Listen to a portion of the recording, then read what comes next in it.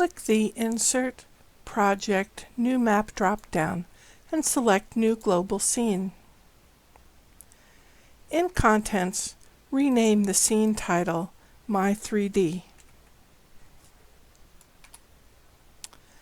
From the Catalog pane, drag the rock type raster from the Crater Lake Home Geodatabase to the map.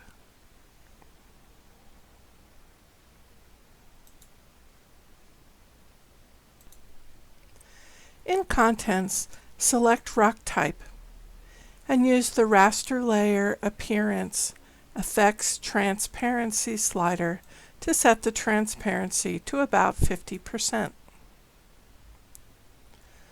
Hover over the Map, Navigate, Explore button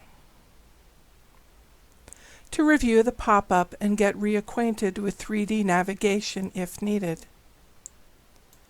Explore the scene in 3D.